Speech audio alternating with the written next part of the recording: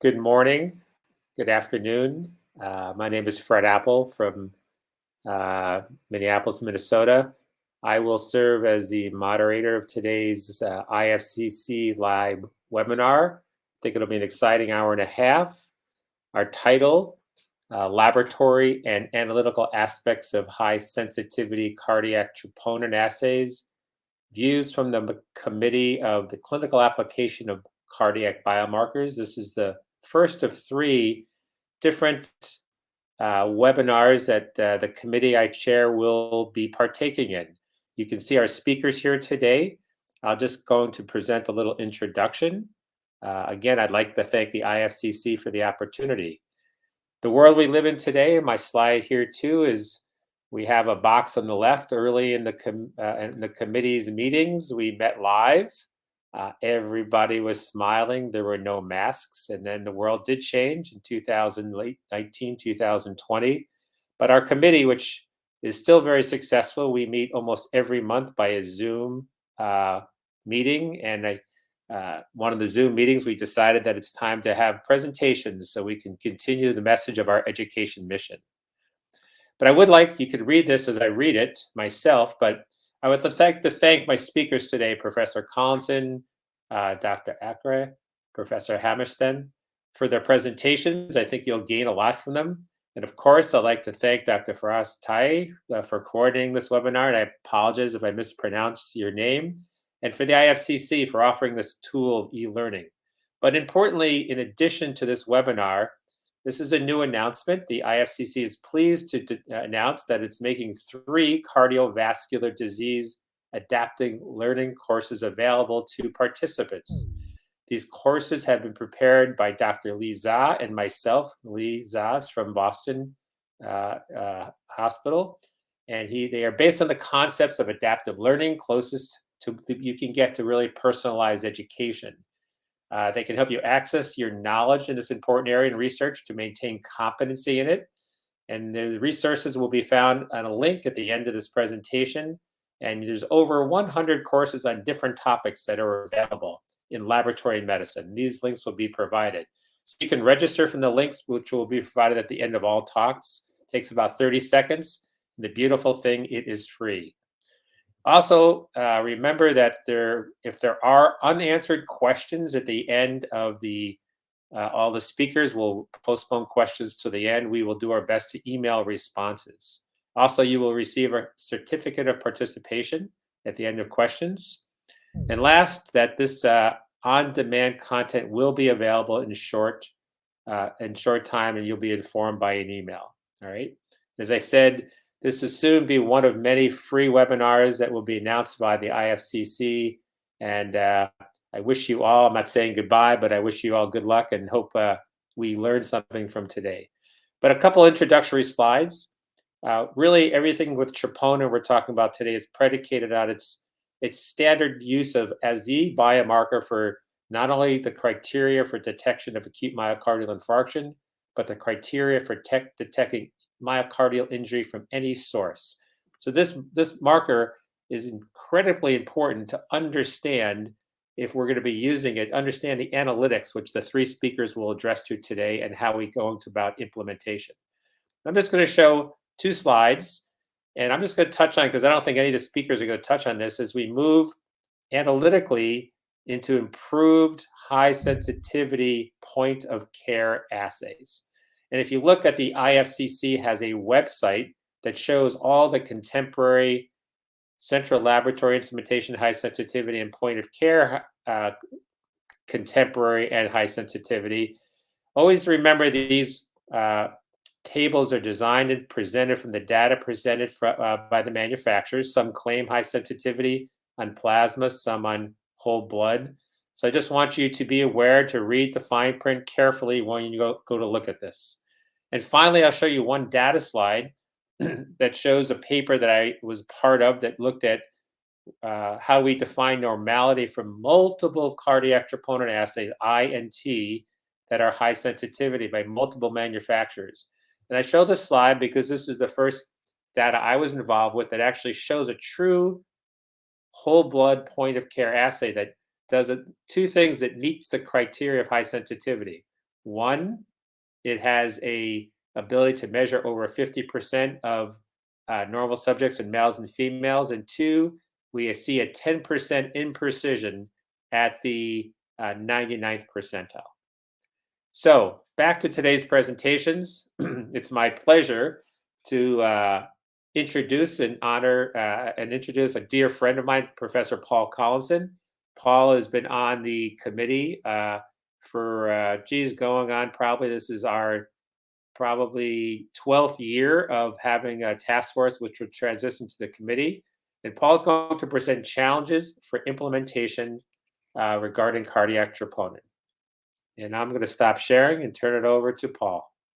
Paul?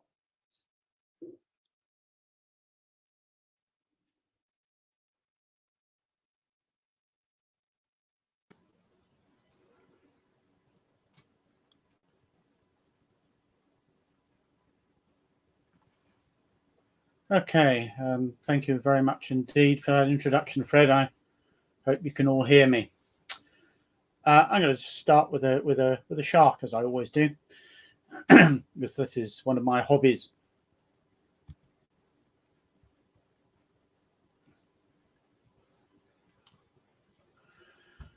What are the laboratory and analytical aspects of high sensitivity troponins, and what are the challenges for implementation?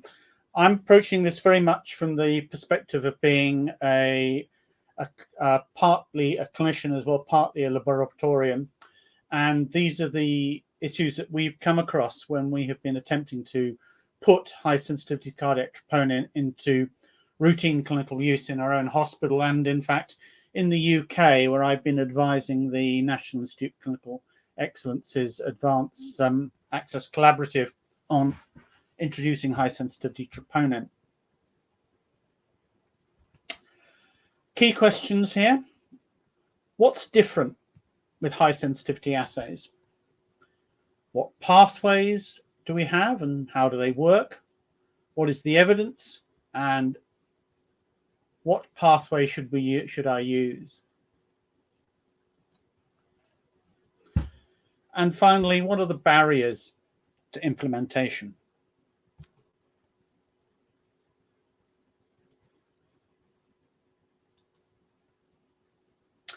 The important thing to remember with high sensitivity assays is the reason that they are different is because, surprise, surprise, they have increased sensitivity. What does this mean in the real world? It means that the ability to measure troponin at values close to zero, and at the bottom or below what we describe as the normal distribution of troponin values detectable in healthy individuals. So we can detect very, very low levels. The other thing that's very important here is we have improved precision. We have the ability to measure troponin at values close to zero, below the normal distribution, but importantly with very low imprecision. That means that if we are measuring down a value of 1 to 2 nanograms per litre, we can detect a change from 2 to 3, 2 to 4, 2 to 5, 2 to 10. And this is actually very important because one of the problems we've had up until now is an inability to distinguish values actually around these low levels reliably. So if we consider this is just a plot showing the imprecision along the bottom for an arbitrarily chosen value of troponin. In this case, I've selected 40. And we can see the difference between what we used to consider as an adequate imprecision goal, 10%, which effectively means plus or minus 26% at a 99% probability of an individual troponin value. And this is where we were probably 10 years ago. But now we're looking at CVs between 1 and 5% at low values. So that means that we're beginning to be able to detect changes as little as 2.5% to typically changes of 10%. And this means that we potentially have the value now to look at very, very low values and to track them in with time. So if we consider the traditional model of myocardial infarction, we used to recommend that you measure troponin about 12 hours from admission at the peak, because this is when we knew we could measure it reliably. This then sort of moved to about 10 hours, then down to 6 or 8 hours. But now in the realms of high sensitivity troponin, what we have is a different time point entirely. Looking here at really the first 6 hours, you can see that we now have an option to measure very, very low values, which correspond to patients who have a low probability of cardiac injury. We can then measure values which are at a high value, which are changing, which have a high probability of injury. We can measure values below the 99th percentile, which show no delta, which allow very early rule out. We can have values which are still below the 99th percentile, but changing. So we can actually say this is going to be a myocardial infarction or certainly myocardial injury. And then, of course, we're always left with an intermediate section requiring further investigation because either the values haven't risen very far or they're not risen fast enough for us to decide one way or the other. What does this mean in routine clinical practice? Well, the pathways for rapid diagnosis of myocardial infarction can be essentially divided into 3 groups. There's those where there is absolute diagnosis, which is directly based on the universal definition. So essentially values here remain below or exceed the 99th percentile to be positive, with sampling over, originally it used to be 6 hours, and now we'd say 3 hours. The second group are actually really much more interesting to us, which is predictive diagnosis based on ROC-derived optimized cutoffs. Hence, the values which are measured in very, very short time frames are predicted to remain below or to exceed the 99th percentile if we wait long enough. And it's very important to remember that these rapid diagnostic algorithms are predictive. They're not actually diagnostic. So they're based on the fact that you are predicting what the troponin would be if you measured it 6 to 12 hours later. And finally, we have a combined approaches which use both ideas. So the typical predictive algorithm, which has been developed by the European Society of Cardiology based on a large number of publications now, measures troponin on admission and measures it 1 to 2 hours later. And here the categorization is into values which are very low on admission, which mean you can immediately rule out, or they're low and don't change significantly over 1 to 2 hours, which again put you in the rule out category. Or they're very high on admission, or they change dramatically over 1 to 2 hours, whereupon you rule in. And then there's a section in the middle who are intermediate for rule in or rule out.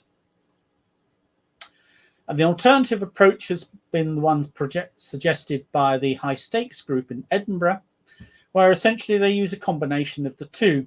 They use a very, very low initial value to rule out, high level above the 99th percentile to rule in. And for those intermediary, you retest. And if again there's a low delta, then you rule out. And if there's a delta above a significant value, then you rule in and do further testing. So what is the evidence that this type of approach is valid in routine clinical practice? Well, there's a range of evidence that actually goes back quite a number of years looking at whether or not rapid diagnosis will translate into clinical benefit. And this goes back to, if we look at randomized controlled trials, a study done in 2004 where we were comparing rapid diagnosis based on point of care with lab testing, where we showed a 28% reduction in length of hospital stay based on the algorithms in use at the time. Subsequently, there have been a number of other studies, all of which shows that, in fact, if you do provide a rapid diagnosis, this can be translated into a reduction in length of hospital stay. And if we look at what is the clinical evidence for short time sampling, well, I've mentioned the European Society of Cardiology guidelines, which are obviously an information-based assessment of the existing data, but the data has been formally reviewed and subject to meta-analysis by the National Institute of Clinical Care and Health Excellence in the UK in a report that actually is freely available, which you can get from the internet if you just put in NICE DG40, and has also been published in Clinical Chemistry subsequently. So we do have both a range of clinical and analytical evidence that this approach is worthwhile. What pathway should I use? Well, Simple answer to that is everyone should use 0-time sampling, rapid rule out combined with clinical assessment, and really probably a risk score for admission rule out.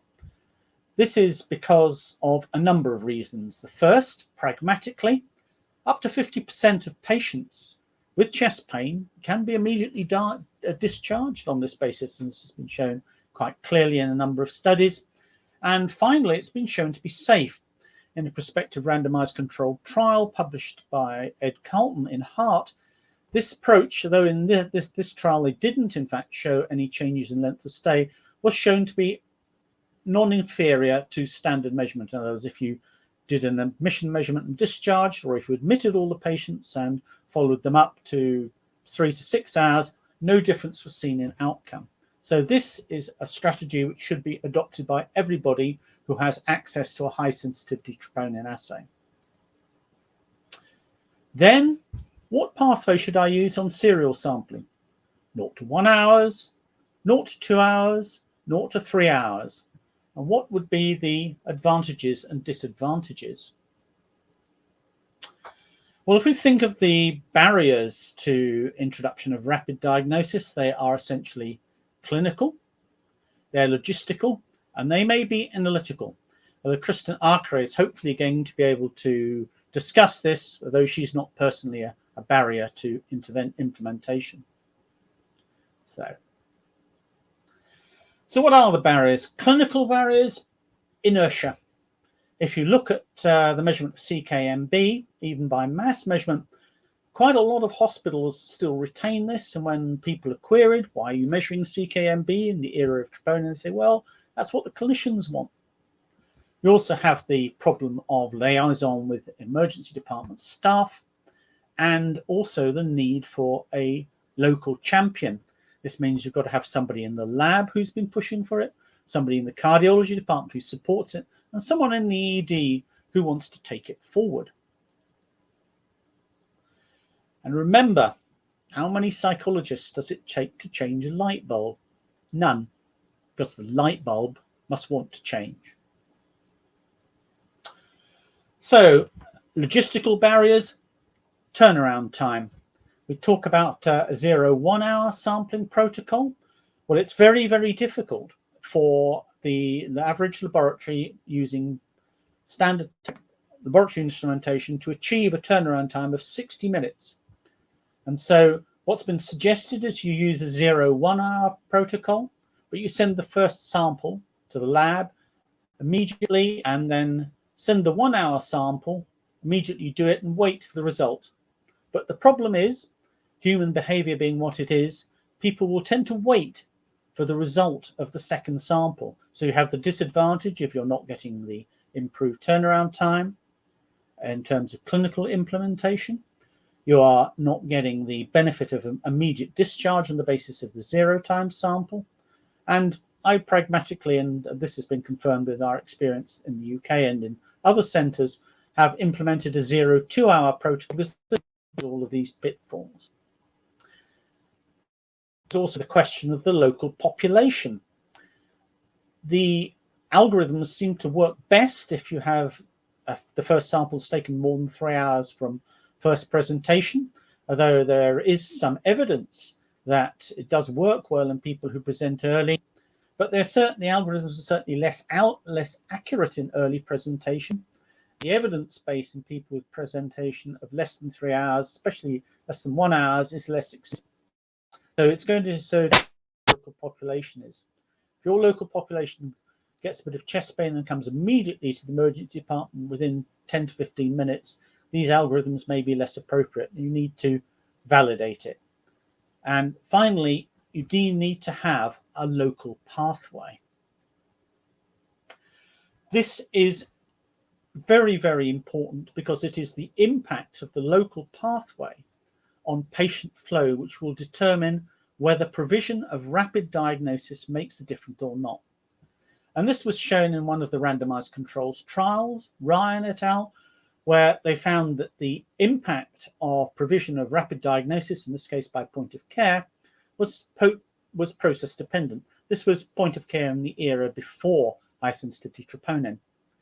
However, in the RAT-PAC study, where we performed a randomized controlled trial of point-of-care testing based on what would we now consider to be a contemporary sensitive assay with conventional management, although we were able to demonstrate that overall within the trial group, there was a reduction in length of stay, more rapid discharge, we found marked discrepancies between the individual units.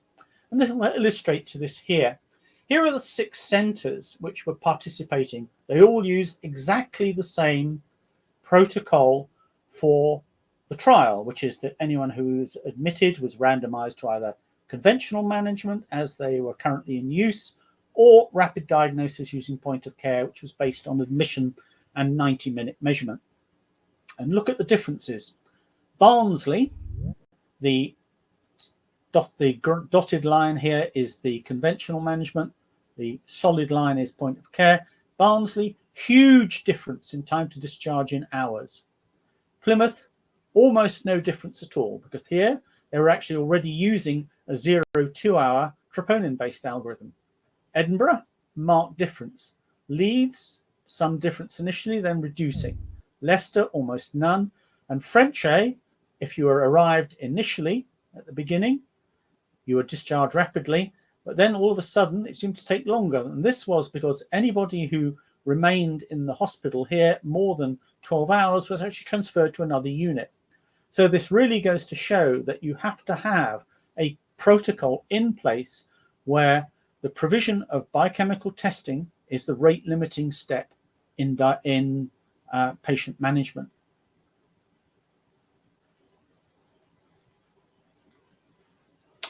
So where do we go from here? Well, steps to implementation, you've got to have clinical buy-in and local clinical champion.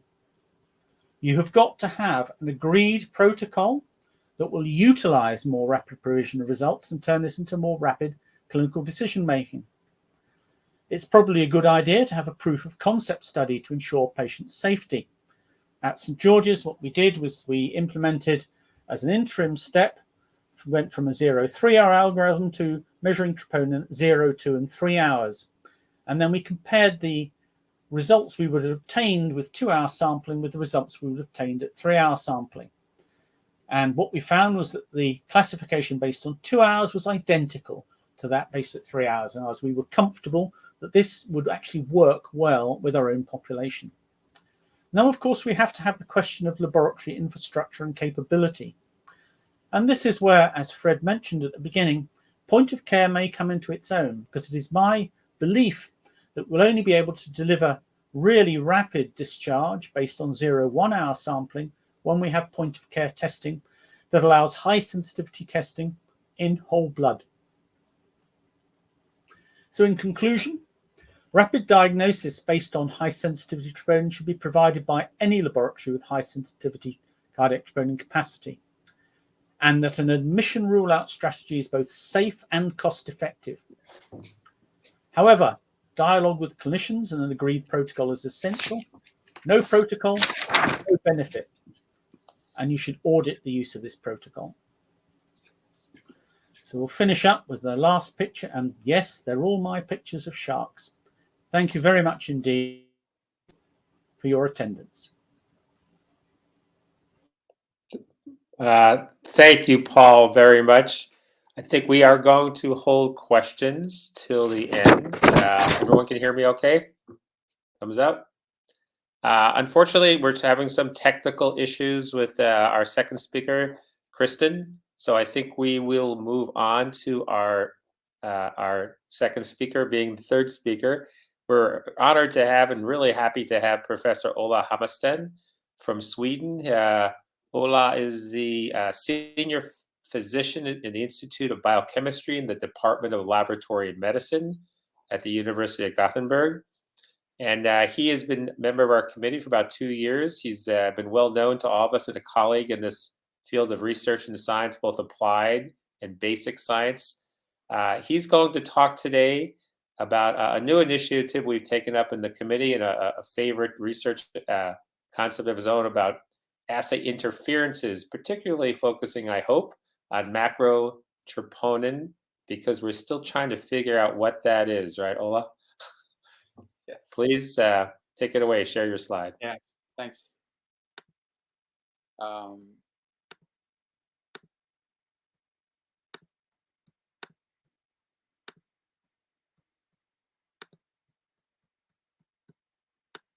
So, is this okay?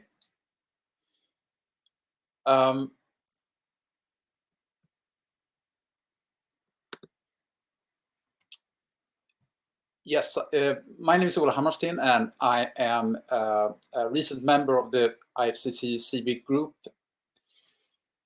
My background is that I've been working with the troponin assay since the high sensitive assays were available at 2010. During that time, I developed research in the same troponin field, and I also I have a clinic where I review problematic cases, and in that development, I also developed the assay that I'm going to talk about that looks for macro-troponin. And macro-troponin, that's not something that is new for anyone, because macro has been I'm very sorry, I need feedback from someone. Is this working? Can you hear me? Yeah, I hear you. Yeah. So why don't you share your screen with your slides? I am sharing. You have to hit the PowerPoint. Oh, so is that better? Yeah, and then full screen if you have full screen. I have full screen. Go for it. Yeah. Sorry. So most antibodies in the circulation are in a complex with a protein. And a study of those proteins that are in complex with the antibodies in the plasma is called the immunocomplexome. And the reason that you can have these complexes is that the phagocytes are blind to monomeric immune complexes like in B and C. Whenever they become multimeric, they are taken up by the spleen cells and removed. Whereas the B and C type of complexes, they are staying along as long as the antibody is there, and usually gets a half-life of a few months. What happens is that is on. Sorry. Yeah, what happens is that if troponin I and troponin T that comes out in the circulation normally has a half-life of a few hours, now gets a half-life of a month. The steady state leaking of troponin that comes out from the cells in the heart is going to build up. And I'm going to show some movies to show how that works. It's important to note that the antibodies can bind to either troponin T or troponin I, or to a complex between troponin I and T. So that in some cases you have a macro-troponin that elevates only I or T, and sometimes you have a macro-troponin that elevates both of them, which makes it a bit tricky, which I will show. So it's important to understand that if the reason that you have AST in the plasma in normal individuals is that you always cessinate proteins from cells. We don't know the mechanism. It's some kind of exocytosis. If you take cardiac cells and grow them, they cessinate troponin T and I into the growth medium. And if you put them at 4 degrees, they stop cessinate, indicating that this is an active process. However, if you get necrosis, of course, most these proteins will come out much faster, of course. Once the troponin is in the circulation, we have shown that at very high levels, like you have after a STEMI, a few hours or a few days after, the liver is taking up that by a receptor-mediated endocytosis. Whereas at low levels that you have on in your patient with troponin levels below 100, the kidney is the only way by which the troponin is leaving the system. Not very known to people is that there is a local phagocytosis of troponin in the myocardium, also in healthy cells and healthy hearts. But after myocardial infarction, you will also have this system working so that most troponin T, for instance, is never reaching the circulation, but being phagocytosed locally. So in summary, the clearance of troponin is at high levels, the liver and kidney.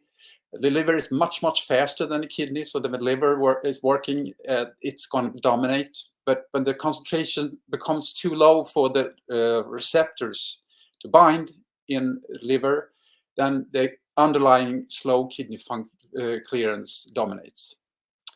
So a typical troponin assay is working like this. You have two different antibodies binding to the same troponin molecule, and only when they are in proximity you get a signal. And that's the reason you can build assays that measure or can count single molecules. So for instance, in this case, the antibodies were targeting this blue area in the troponin. Whereas you can also build, of course, assays that binds to cardiac-specific epitopes on other positions. And since they're always placed very close to one another, these antibodies, usually you can get different parts of the troponin giving signal, like in these cases. So I've just taken an example of a gray and a blue assay, and I will show you in a minute what I mean with this. So what happens in the absence of antibodies that bind the troponin in circulation is that you get degradation and then renal clearance. And their leakage from the heart is going to be cleared with a certain rate. And then you get a steady state level of troponin T or troponin I that you usually can measure in most people if you have a sensitive enough assay. It's not very complicated. It's like AST or lactate dehydrogenase. It's coming out from cells. It has a clearance, and then you get a steady state. But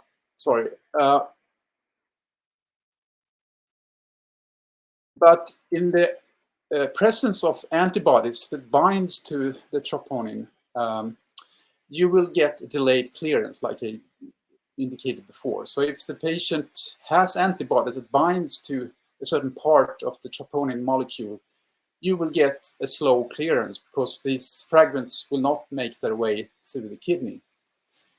And then you will have a buildup of troponin levels, and then you get a patient with a stable troponin elevation that you need to deal with. An important thing here is that this is assay dependent. For instance, if the degradation products that dominates have both the gray and blue region within them, we can understand that the buildup of macro-troponin will be picked up by both the gray and the blue assay. Whereas if you're looking at only the gray assay, then you can see that if you have antibodies that binds to the gray part, then all of a sudden only the gray assay will be sensitive to the macro-troponin effect. And that is what I see. For instance, I have had a few samples recently that were analyzed on the Siemens high sensitivity assay that showed a stable elevation in patients, whereas when I looked at them using the Abbott high sensitive run-on alinity, the levels were normal. But when we did this assay I'm going to describe to you using the Siemens assay, we can show that this elevation was really due to macro-troponin that was not detected by the Abbott assay. So what I really want to say here is that this is assay specific. So I'm just going to give you a sense of how the method works. It's very, very rudimentary. So I do all the troponin, macro-troponin analysis in the entire Sweden. And this is the way I do it. It's basically based on a protein G spin column. The protein G binds to IgG. And if you just pass the plasma through this resin, the IgG will bind to it. But unless things are binding to the antibodies, everything else will run through. For instance, ferritin, which I use as a negative control. So you get the hang of it. I will just screen through here. But what you see here is basically the spin column. And you store it in 25% ethanol, and you can use it at least 50 times without deterioration. So this is the data. So what you see here is the input. I mean, that is the value in the plasma sample that I'm working with, and the flow through, where I measure, for instance, IgG in the plasma that has gone through this protein G resin. And as you see to the left here, the resin is binding all the IgG, but from a patient with myocardial infarction, nor TNI or TNT decrease with respect of removing the IgG. The ferritin measurement is done by in order to see that I haven't messed up anything. And it's used to sort of calculate what we call recovery, which is the difference of troponin level before and after removing IgG. And this is the data when you have a patient with macro. So you remove the IgG, there is nothing in the flow through. In this case, you're also removing troponin I, which is different from the myocardial infarction patient. Troponin T was not changed in this case. So this was a specific macro-troponin against T and I. And the ferritin is sort of a control still, and virtually should never have any difference between different samples. And that's very reproducible. So when I do these assays, I give the following answer to the doctor who had ordered it when it's positive. Your patient has macro-troponin I, which is a long-lived complex between troponin I and IgG antibody. It leads to stable increases in troponin I without increased leakage from the heart, and is considered harmless. There's very good studies by researcher Leon Lam and also Bertil Lindahl. They don't show that this is harmless, but if you have a troponin elevation and this is a macro, the prognosis is much better. However, if it's totally harmless, we still don't know, but I still answer in this way. In some patients, macro-troponin fades away, in other antibodies remain for a long time, and there's only a few follow-up studies. And then I just give them the number before and after removal of IgG, and also I measured troponin T, and usually this gives a lot of information. So I will just quickly tell you about a patient. So this patient was a 40-year-old man. He was a laboratory engineer, and he was responsible for changing from troponin T to troponin I in 1 hour counties in Sweden. So he was very well known about the risks of troponin I elevation. He fainted, and someone analyzed troponin I, which was slightly elevated. He was then sent to another hospital where they analyzed troponin T, and it was also elevated. This resulted in an investigation that was ongoing for over a year. During that time, he had sleeping problems. He divorced his wife. and had multiple examinations done. Until Martin Holtzman, which I work closely with, sent me a sample, and I can show that this was due to a combined troponin I, troponin T macro, and he could be dismissed from heart disease. So this was the positive thing of doing macro, because it has a soothing effect on both patients and the attending physician. So now I've been running it for 2 years, and this table is a bit old. I have now almost 90 analysis done. And basically what you can say from this is that it's always an immune complex. It's not a complex between something else. And if a cardiologist thinks that the patient has a macro, the positive predictive value of having a macro is almost 100%. Most of the samples that I get have a macro as an explanation behind the stable troponin elevation in the patient.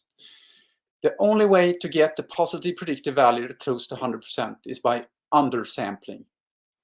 So likely we need to do more. For the aficionados in the lab, I have developed a second technique to find the macro-troponin, which is based on sucrose gradient ultracentrifugation. An alternative is use gel filtration, but in my hands, it's not very reproducible, and it also takes a lot of time. Using centrifugation, you can run multiple samples at the same time, and you get the same information. What happens is that the heavy proteins move faster in a gravitational field. And what I've done here is that I developed a labeled size marker that you can sort of compare your patient sample, I will show you in a minute, with. And you can, so if the patient's troponin comes between these two peaks, you can use this linear regression to calculate its approximate molecular weight.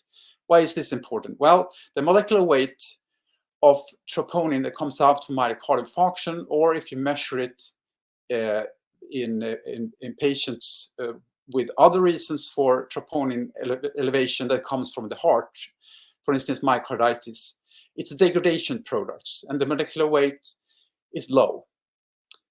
So you see that because the peaks come out at the top of this sucrose gradient. And then you can compare it to the molecular weight of myoglobulin, for instance, which is 17 kilodaltons. And you sort of understand that, well, the troponin has low molecular weight. It's probably not any macro in this patient. Whereas if you do the same thing on patients that I confirmed have macro using the spin column, you see that the majority of the troponin I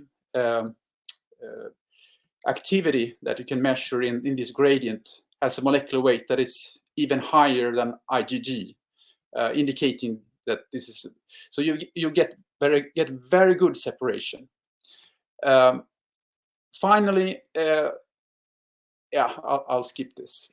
So what I think is that we probably need to have this at least at one center in each nation or county to help the cardiologist with the troublesome stable troponin elevations. Eventually, the patient's going to ask, doctor, am I healthy? And unless you have a molecular explanation to say that you're healthy, most patients won't accept that, because if they read a little bit, they understand that having a troponin elevation is troublesome unless you have a good explanation. So what I think is that the protein G spin column could be developed as a 24/7 assay, very simply. I haven't managed in my local hospital, but it has nothing to do with the technique. It has other reasons. Then if you get a negative result using the protein G spin column, I have a few patients that had IgM or IgA macro-troponin. You can find them using the same technique, but instead of using protein G, resin, you use an anti-IgM and anti-IgA resin that I tested out. They work perfectly. They can be regenerated at least 20 times without loss of activity. So you don't have to spend a lot of money on this. And I end on a note.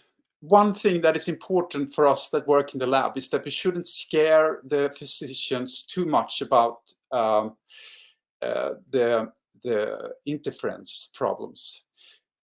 A problem could be that they start to distrust the troponin levels they see in the patient. In this case, there was a patient that came in with very funny symptoms that didn't indicate acute coronary syndrome and had a stable elevation during the first day. And an angiography was done where a small occlusion was missed by a young cardiologist. And what happened was that the more senior cardiologist thought that this is probably macro-troponin and send the sample to me. That they found using a cardiac MR later that it was a transmural myocardial infarction, and but I can't prove that I did not delay the diagnostic procedure in this patient.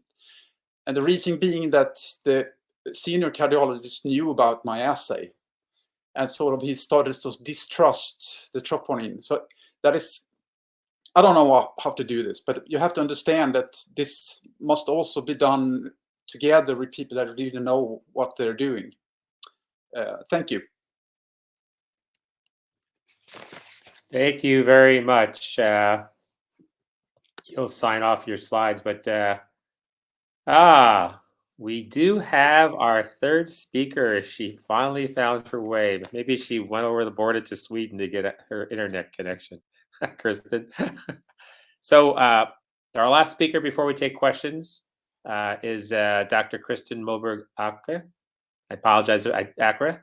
And she has been part of our IFCC committee for over a year, and she's very knowledgeable in the area of cardiac biomarkers. And today she's going to talk about the educational concept of analytical performance of assays and effects on what Paul had mentioned on the algorithms we use when we have to look for very small changes to determine if there is actually a real change in the concept of possibly sending someone home early. Kristin, thank you for making all the effort to get on here today. Thank you for the kind introduction. First, can you hear me? Yes, make sure you share your slides. Perfect. Yes. Yes. I got some help to share my slides, so I would just say next slide, please, when it's necessary. First of all, thank you for inviting me, and sorry for all the technical trouble. I will send an email off to the IT department about firewalls afterwards, I think, but I'm very happy to be able to share some of my thoughts about analytical performance of troponin assays and how this may affect the algorithms that we use in the emergency department. Next slide, please. So in my talk, I will say something first about high sensitivity troponin assays and acute myocardial infarction. I'm sure Paul has said a lot about this already, but I will just make a few points. Then I will say something about the structure of the algorithms, because that's really important related to the analytical quality we need. I will say something about how bias may affect the performance and how biological and analytical variation may affect the performance, and some concluding remarks in the end. So next slide, please. So first of all, when we had the high sensitivity assays, one of the really large advantages was that we could actually measure troponin concentration in a large proportion of healthy individuals. And this is demonstrated in a very recent publication from Fred Apple, which shows that For healthy individuals will have measurable results in a little bit less than 50% for the Roche assays, 50% for Abbott, and 60-70% for Beckman and Siemens. So this is really an advantage. And next slide, please. And we take advantage of that together with our knowledge about troponin dynamics during myocardial infarction when we construct the algorithms. And as you see here on this picture, the dynamics of troponins during myocardial infarction, it starts really low, where you often don't have measurable results at all. And then there is a very steep increase until you have a plateau on maybe 12-18 hours. Next slide, please. So I will also say a little bit about the rule-out rule-in algorithms and what they may be used for and not used for. First of all, there is sometimes some kind of misunderstanding that these algorithms are used to diagnose myocardial infarction. That is not the case. You do not use them to diagnose. If you want to diagnose myocardial infarction, you use the universal definition of myocardial infarction, which says the cutoff is the 99th percentile, and you have together with a significant delta. So this is not for diagnosing, but this is for early predication of myocardial infarction for patients who are admitted to the emergency department with acute chest pain and who possibly might have acute myocardial infarction. So we use the algorithms to stratify them into low risk. Those patients could be ruled out, or those patients are ruled out and they may be discharged, or you can search for alternative diagnosis. If not, it's low risk. It could be intermediate. Those patients are observed and they very often undergo other investigations to find out if this is a myocardial infarction. And then it's high risk of end-STEMI. Those patients are ruled in, and they could be admitted directly to the cardiac care, and often they go directly to angiography as well. So next slide, please. The algorithms is all about safety versus efficiency. So we want to have algorithms which are really safe. This means that you should not rule out any patients with end-STEMI. And Martin Tan did a survey some years ago where they asked cardiologists, what is your acceptable rule-out rate, miss rate for end-STEMI? And cardiologists would say less than 1%. Nearly everybody said a number which was lower than 1%. So based on this, there is some kind of consensus that you shouldn't miss more than 1%. And this means that algorithms who rule out end-STEMI must be 99% sensitive at least. On the other hand, we also want to rule out as many patients without end-STEMI as possible. So we want to segregate very good between these two groups, and this is always a balance to have, but safety is of course the thing that really decides how the algorithm will be. Next slide. So the structure of the algorithms are always including an absolute cutoff value. This cutoff value could be used either to rule out directly when they come to the emergency department, or it could be used to decide that you need to have an additional one additional sample in 1 or 2 or maybe 3 hours, usually 1 or 2. Or it could allocate the patients directly to rule in. So there's always a cutoff value in the first sample, which you use to decide how to proceed further. And then for those patients who are allocated to a new sample, we also have a delta value. So what we need to consider is how would we ensure the analytical quality when we use an absolute cutoff and when we use a delta value. And we will start with the absolute cutoff values. Next slide, please. So, for all of you who are laboratory professionals, you know that we have the analytical variation of all our samples. And this means that if we use an absolute cutoff value, like here, those patients who have exactly the same value as the cutoff which is applied, those will fall either above or below the cutoff. And that is unavoidable because we have an imprecision in all assays. Of course, we will try to have this imprecision as narrow as possible, because then those patients who have a concentration which is slightly higher or slightly lower than the absolute cutoff will not be affected. But it's unavoidable to have 50% above and 50% below for those patients who have exact the cutoff value which is used as diagnostic, which is used to segregate them. Next slide, please. So, the analytical variation is unavoidable, but bias is not. Not in, at least large bias is not unavoidable. And this is a slide to show you how analytical bias will affect your population when you use an absolute cutoff. So, as you can see here, those patients who earlier was measured with 50% below and 50% above, if you have a shift in your assay, for instance, if you get a new lot, and this lot has a lower level compared to the lot you had before, then all those patients who were measured at the cutoff before, they will be shifted downward, and just a slight percentage of them will be above the cutoff.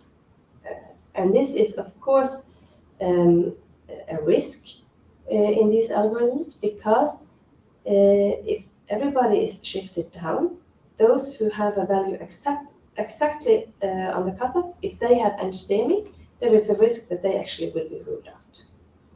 So this is something we need to think of when we use the algorithms. Next slide, please. On the other side, if your new lot is slightly higher compared to the one you used before, then those patients who were exactly on the cutoff before will be shifted upward, and nearly all of them will be ruled in, and very few will be ruled out. And this is, of course, not very good regarding efficiency of the algorithms, because if fewer patients are ruled out, it's less efficient, and well, then you doesn't have really an advantage of using this algorithm. So you can, as you see here, there is just a slight shift in one or the other direction will change all the patients who usually were on the cutoff. So next slide, please. Another thing we really need to think of is that the effect of the bias is kind of cohort dependent. It matters who is actually being measured with the assay you use. So this is just a cohort we have here in Bergen with chest pain patients, and I have plotted here the frequency on the y-axis and the concentrations on the x-axis. And as you see, most of the patients, they have low concentration when they arrive.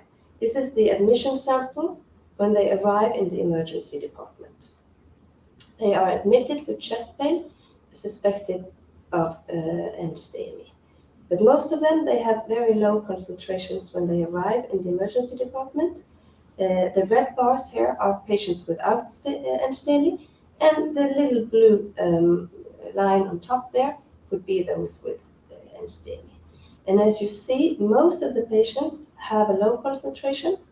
And then, of course, if you have a bias, it will affect more patients if it's in the low range. Next slide, please.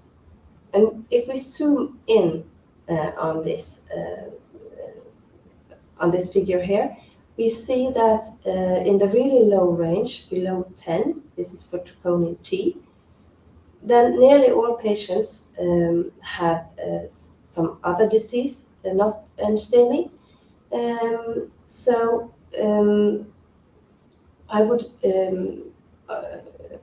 based on this, I would expect that if I have a bias in the low range where I use the algorithm, then that would affect the patients who don't have NSTEMI the most. And there are very, very, very few patients with NSTEMI in this low range. But of course, a shift here could maybe affect one or two of them. That must be noted. But the main effect would be on those who do not have NSTEMI, so that will be probably related to the efficacy of the algorithm. Next slide, please. And this is just to show you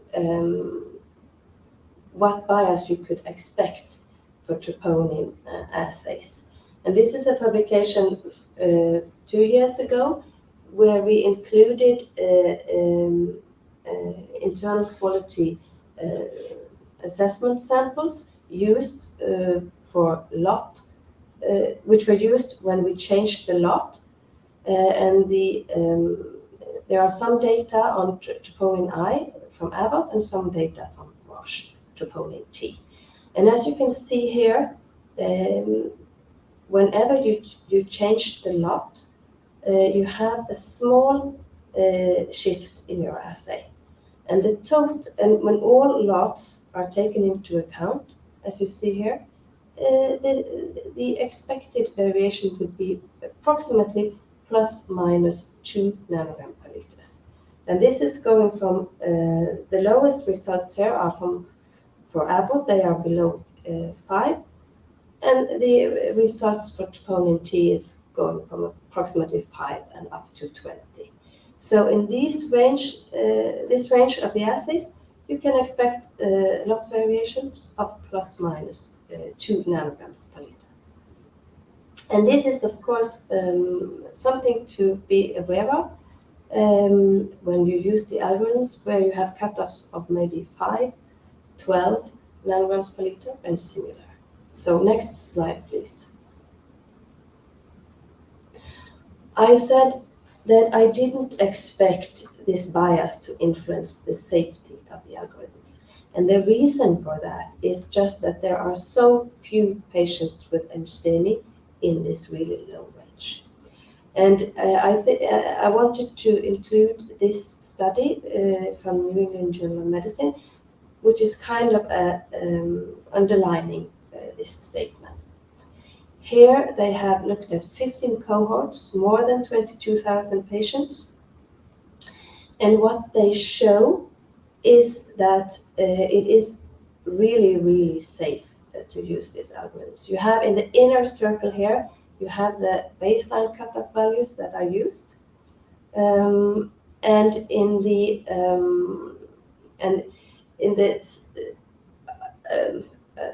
most outermost circle, you have the risk of ruling out a myocardial infarction or a patient who would die within 30 days. And as you can see, this is really, really low, 0.2, 0.54, depending on what cutoff you use. So and these are taken from many, many studies where they, of course, have used many different regions to calibrate the lots. There are different cohorts, and this actually shows kind of very clearly that this is safe, even though we have the variation that we know that we have, and which I showed you on the slide before. So next slide, please.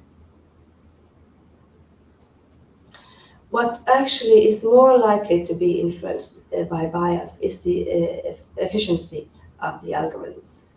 And this is, we have a system here where we check every new lot. And what we have done is that we make serum pools at different concentrations, large pools. Then we electrode them and we freeze them. And every time we have a new lot, we will check. We will take a sample from the freezer and we will analyze it on the new lot.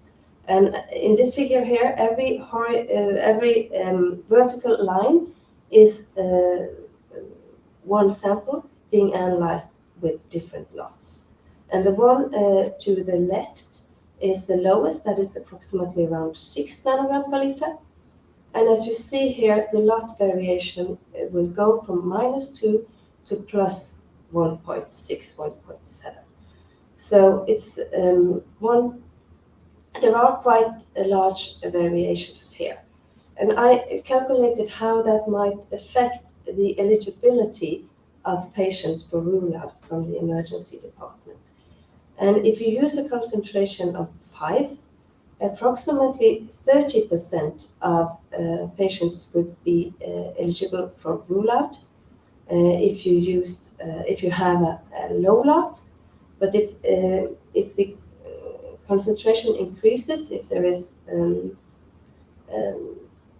a lot shift and it goes up, you have a high lot, then that would be reduced to only 15%. And this is not what we have actually ruled out. It's just about patients being eligible for rule-out who come to the emergency department with this low concentration. So you can actually kind of double the number just depending on these lot variations. Next slide, please. This is another example.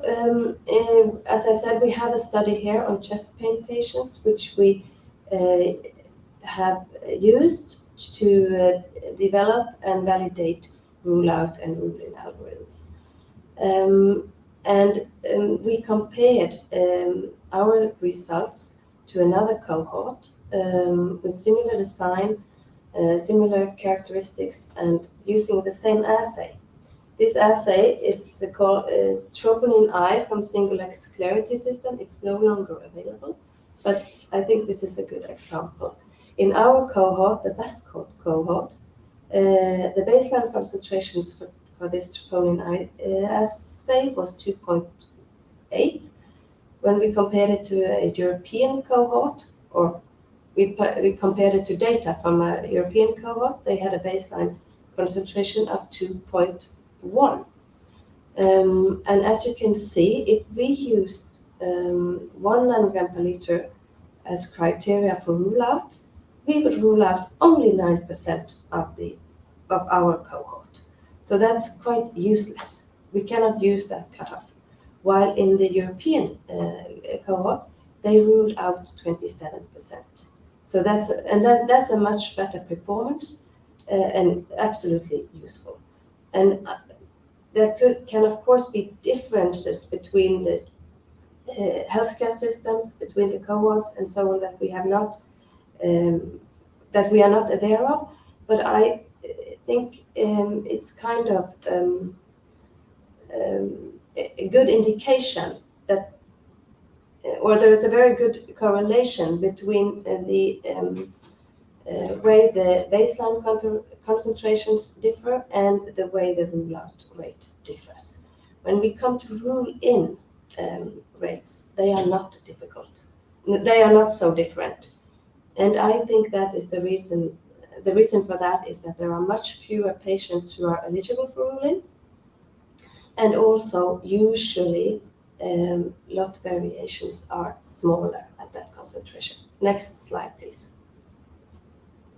So to sum up, cutoffs need to be based on data from large clinical trials to be robust, and the role of the laboratory is just to ensure that the assay is stable at the applicable cutoff. We shall not make the cutoffs, but we shall ensure that the assay is stable. Next slide, please. So just a few words about the analytical variation and delta values.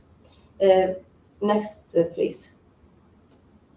In healthy individuals, consecutive laboratory results are determined by analytical variation and within subject biological variation. We all know, or all laboratory people know this.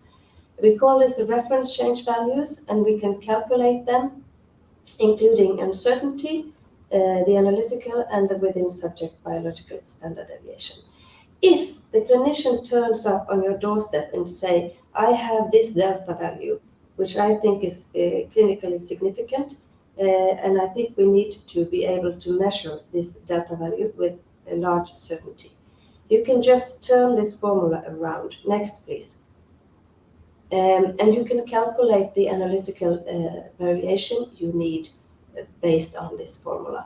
I have used standard deviation here since the clinicians, they never turn up with percentage, or at least at the moment they don't do that. They turn up with an absolute delta value. Next, please. If we want to do this, we need to know the biological variation of troponins, and that has been published quite a lot of studies showing that this is low. The EFLM had a large meta-analysis saying it's lower than 5%. Next, please. So this is just an example. Next, please. If the clinicians come up with a delta value of 3 nanogram per liter, that's a typical delta used. You need to calculate the analytical standard deviation that you should be able to have in the applicable concentration range, which means it should be below the 99th percentile, or similar to to the algorithms, to the baseline concentration in the algorithm you use. Next, please. So you know that the biological variation is less than 5%. So if you have troponin of 10, that would be 0.5 nanogram per liters. And then if you, next please, include that into the formula, it will give you a standard deviation of approximately 1. You can look at this formula later on, but if you look closely, you see that the analytical variation is kind of larger compared to the within subject biological variation, meaning that doesn't add very much into here. So a very pragmatic approach, if you want to just know from the top of your head, you can calculate this very simple. Next, please. You take the rule out delta and divide it by 3. Then you will have an approximate knowledge of what your analytical variance should be. Next, please.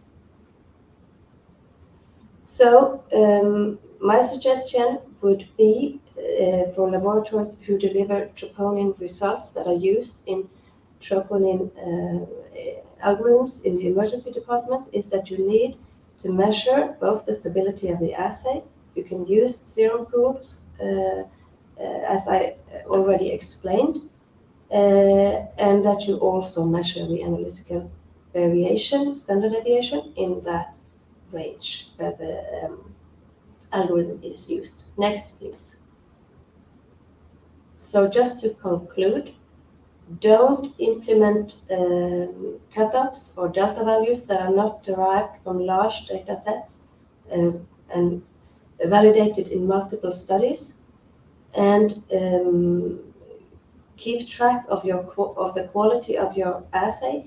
You should know what the common lot variation is, and if you see something very different from that, you need to notify the manufacturer, and you need to maybe send this lot back, or at least take some consequences of that, so that you don't really shift the performance of the algorithm. And also you need to monitor the analytical variation in that range. Next, please. So thank you for your attention. Thank you, Kristin, very much. It's really been I've enjoyed listening to these presentations, and there's many, many questions. I think we'll go right into the questions. Just one comment again, just to go back to let everyone know, if you want to get a certificate of participation, at the end you need to answer the webinar's 4 questions, and then you'll be able to get your participation certificate. So one thing that wasn't covered, but I want to ask the whole group, and we have about 20 minutes, is there's rumors out there that maybe with the high sensitivity assays, instead of just reporting whole numbers, we should start thinking about reporting numbers to 1 decimal place. Because when we round to whole numbers, this comes up, it came up analytically today, as we hear from Kristin, and anytime Paul measures an algorithm, a decimal place rounding from a 3.5 to a 4 could change enrollments of what the numbers of patients would be. So I was just curious to hear, Paul, we'll start with you, and then we go around, short answers to say what your thoughts are to think about looking at whether we should report to decimals. That's the question. It's a very interesting question, that one, Fred. And as you know, we've discussed it. I think certainly for quality assurance, we should be reporting 1 decimal. For the question of diagnostic algorithms, etc., I am not convinced that we need to go beyond whole numbers at this moment in time, because I don't think that analytical imprecision is so good that reporting to 1 decimal place is actually indicated. Kristin?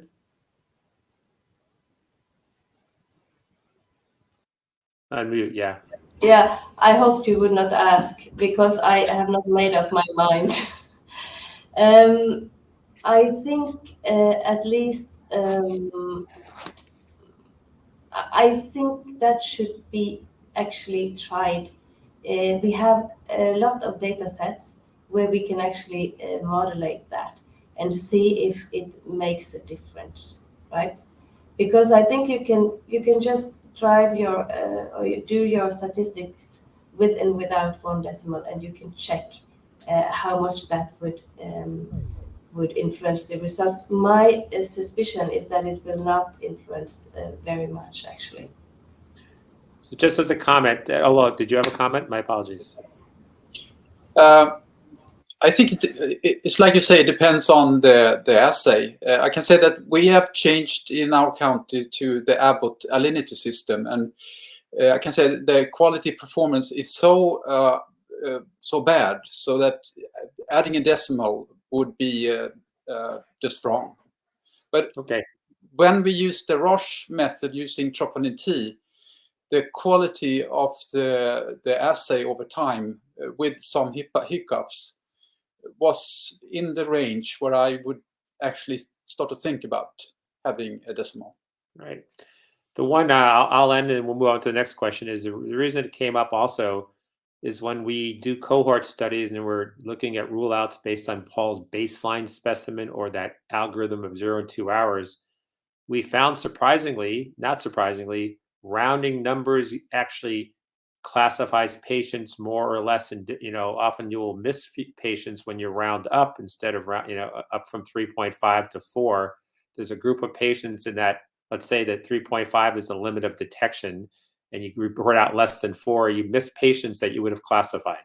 So it's something I think our committee will take up and look at. Next question. Start with Ola. Just you showed some data, and we all discussed this. Did you imply in your slides that you could have troponin lease that didn't have cell death, that there was reversible injury that's not cell death necrosis that causes troponin release? Yes. So that's your personal belief from your science? Because I know there's... No, there's so much science behind this at the moment. Yeah. So that to say anything else indicates that you haven't read enough. I'm very, very sorry, but this is the way that data present itself at 2022. Yeah. Paul, any comment?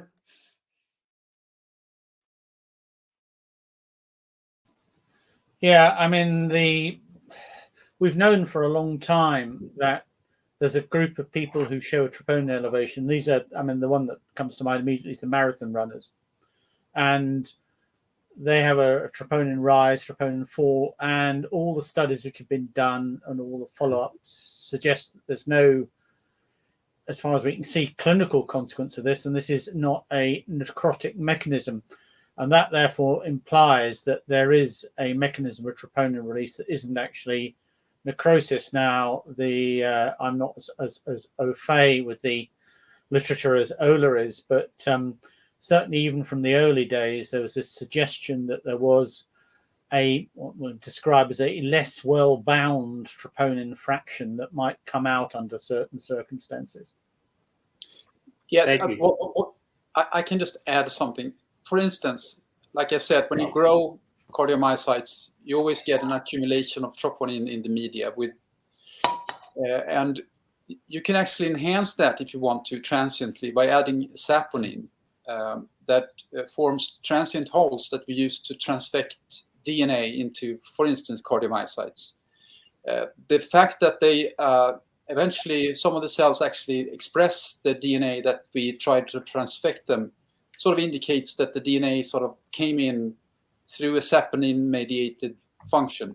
So what if you do that, you see that this, and you add some methylene blue, some of the cardiomyocytes becomes blue, and they release a lot of troponin. But if you can look at them for several days, they're still alive. So it's not very complicated. We just need to understand. I don't have a mechanism yet, but we need to understand this more. Okay, thank you. So there were many questions on the macro-troponin presentation and the concept. And summarize a couple of questions is, first of all, and make an answer shortly, did you imply that there were no macro-troponin T, they were only troponin I? No. I live in a biased world since we have troponin I in my surrounding. So, but there is data from the literature indicating that troponin I has more problems with this. For reasons I don't know. We know, for instance, if this is not in humans, but in order to induce an experimental myocarditis, troponin I is used. Whether if you try to do that with troponin T, you don't get myocarditis as well. As you do with troponin I. Nobody knows, but since I'm living in a troponin I county, I can't say anything. For instance, Kristin sent me a sample that was clear troponin T macro with no troponin I being elevated at all. Okay. So probably, but I don't know. Paul? Well, we live in the troponin T world, and we've had troponin T macros and no troponin I macros. So clearly, we know London is different to Sweden. But I think it's been described in both. But I think the important thing for people to remember is it's actually quite unusual. I'm not sure that there's been any systematic studies where someone's taken 10,000 samples and screened for macro-troponin. We get them for the simple reason that someone comes along to us and said, I've got this patient and their troponin is elevated, and we've done all sorts of investigation and they're normal. What's going on? And we say, aha, we know what that is. Kristin, any comment before we move on to the next question? No, it's just that I also have troponin T and we see it. We don't see it often, but we see it regularly. And they don't have macro for troponin I usually. Right. All right, back another macro-troponin question. There were several questions about kind of part A, part B. When do you start thinking to do the procedure, like in your case, Ola, where you're doing the protein G resin? What's the trigger? Is it just a elevated troponin which you can't explain? And then the part B question was, when you see it, you have a clear example that you use MI macro interference. How often have you seen an MI that included a macro? Have you done that? So we'll start, Ola, if you could address both of those. Yeah, so the last question first. Yes, one patient had a myocardial infarction, but the levels never reached 0, and we don't know if the patient was immunized during the event or not, but that was clearly so. That it was myocardial infarction, and the elevations during the myocardial infarction were like in the 10,000s, but the macro was like 50 or something. Okay.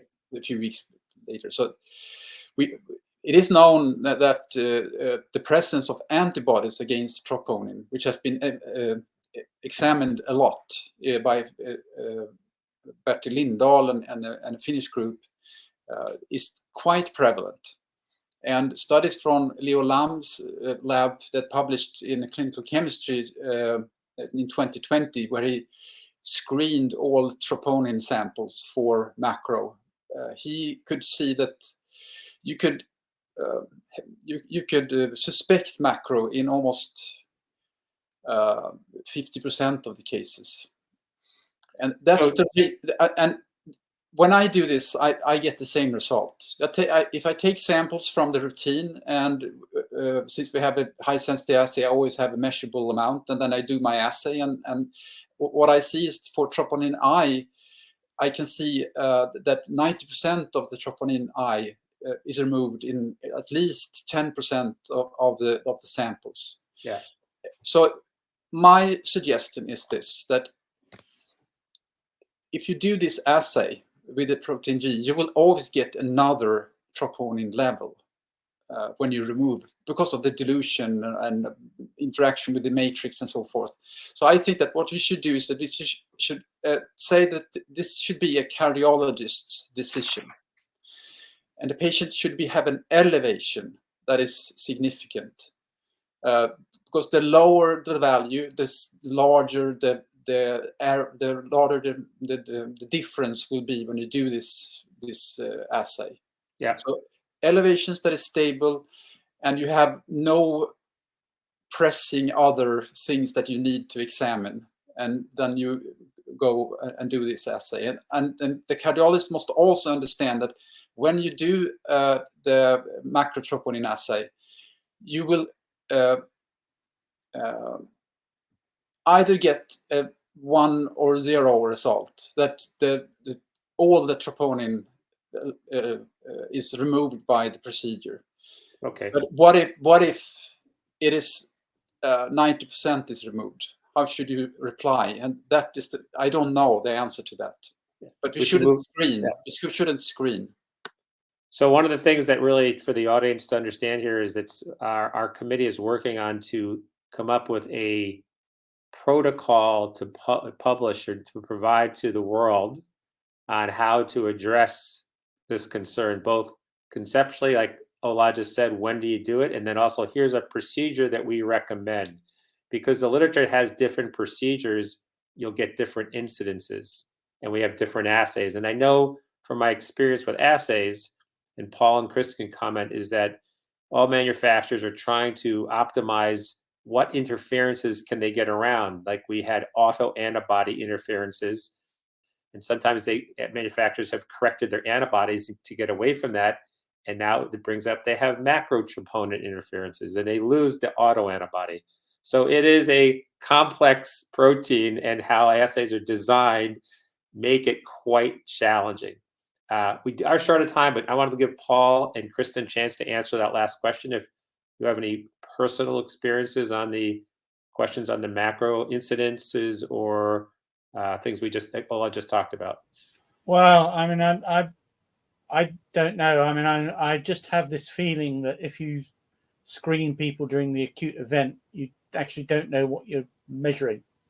And I'm very much along the lines that all the cases I've had to deal with have all been sustained unexpected elevations.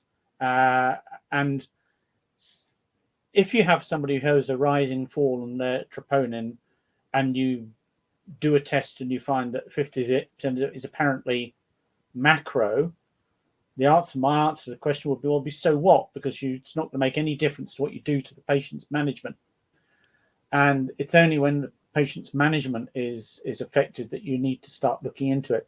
And I do wonder if someone is looking at in the acute scenario, it may be a form of macro-troponin, but it may not actually be the macro-troponin that is of the sort that we normally are associated with, which is a complex between troponin and an immunoglobulin, which creates problems. So I'm going to ask one last question because I want to stay on time. We're run over. I don't know what our time is, but Kristin, we'll start with you here. Not everyone needs to answer this possibly, is when we're talking about precision issues, all right? You talked about lot-to-lot changes. You didn't really address, and we do know there's instrument-to-instrument same lot changes, and we talk about how you can classify patients different, but in reality, knowing this happens, do you actually ever change your algorithm delta based on that? Because that would be quite confusing to the clinician if we know more in the lab, which we do know. And as Paul mentioned, all these variabilities are built into the initial cutoffs we derive from our cohorts. Do you have a recommendation to the users when you find the variations? Do you actually change anything in practice?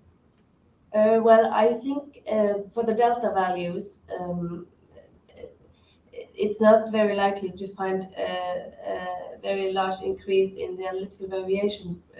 But what we have seen, it's actually, well, it is quite a few years ago, but we have seen really large lot shifts, at least for troponin T. We saw that some years ago. And I think that could really affect the at least the efficacy of the algorithms, but maybe also the safety. And my thinking is that you need to monitor so that you know how large it is, plus minus 2 nanograms. That has been stable for many years. We know that, so that's acceptable, and that's built into the algorithms. But if you have a larger shift, if you suddenly discover a shift of 5 nanograms per liter or 6, 7, and this has, I think this has happened before, then you have to alarm the manufacturer, and I would actually try to return that lot to the manufacturer. Okay. And at least I would discuss it very close with the cardiologists. How to proceed with such. I don't think I would use that until I had a very good explanation what was going on. All right, last, Paul, this was questions to you directly, and I think we'll end with this. And Ola touched on this, is again, the concept of we have these algorithms that we implement in practice, and is there any, and Ola showed the kidney, implying, someone also emailed this, is there a really true clearance of troponin that has a significant clearance of troponin when you have renal disease, which led to the question, Paul, should there be different algorithms for ruling out in patients with renal disease? I think that's too difficult. Because if you say, well, should you have different ones for diabetes? Should you have different ones for renal disease? What about liver disease, etc., etc.? How do you know my renal disease population is the same as your renal disease population? Basically, what we have is a very, very, very good data set now that says low concentrations of troponin when you combine it with a clinical risk assessment, which I think a risk score is a very good way of doing it because it means everyone's consistent. You can assign a low probability group. When you get someone with renal failure, they're actually not a low probability group. Doesn't matter how much renal failure you've got, you can see quite clearly that as your GFR goes down, your probability of cardiac disease and cardiac death goes up. And so I don't think it applies. The other thing is purely pragmatic. When you look at what happens to who turns up at an emergency department, all these algorithms have been very nice, but they've all been aimed at really quite high incidences of ACS in the background population. They don't address the question of chest pain. Most people arrive with chest pain. The incidence of actual coronary disease in the cohorts we look at is usually 10% or less. I think it's even worse in the States, Fred, isn't it? And as such, they work really well because they're actually working in a low prevalence, disease prevalence group. All right, last question. Really, I'm going to go around, start with Kristin, Ola. I'm going to give Paul the final word before I conclude. Is we live in a pandemic world right now with COVID. Two of you at least have mentioned vaccinations, possibly, and the effect of interferences, whether it's macro or other interferences. And since interferences are pretty, in the world, our lab medicine world, everyone's in touch with these, and the clinicians are learning more as they read the literature. So, Kristin, start. Have you seen there's a connection between vaccinations or do we have different types of vaccinations now with COVID? Is there anything out there you know of that vaccinations cause a larger incidence of macro-troponins, and is it vaccine dependent or independent that you've observed, or is it not known? I think, I don't think it's known. We have not seen it here. We have had, at least we have not had any more requests from the cardiologists regarding macro-troponins after the vaccination started. And well, I think 75% of our whole population is vaccinated, and maybe 90% of those above 18. So we have not seen that here, but it's a very interesting question. I agree. All right, Ola? I have one case, a young kid, recently vaccinated, an IgM macro with a troponin I level of 280,000. But as to the frequency, I can't tell. Thank you. And Paul, you have the last word here. I don't know if it causes macro-troponin, but I don't think it should stop you getting vaccinated. COVID kills you.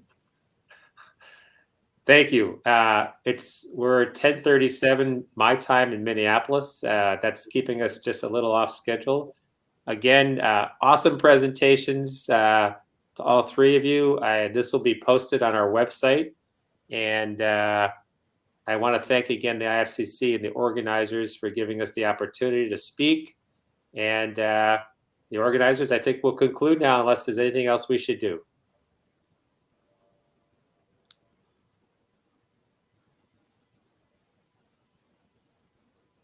Well, so thank you very much to everyone. I think we're concluded. Now I'll wait to have an interaction with our organizing group right now. Thank you. Have a great day, great evening.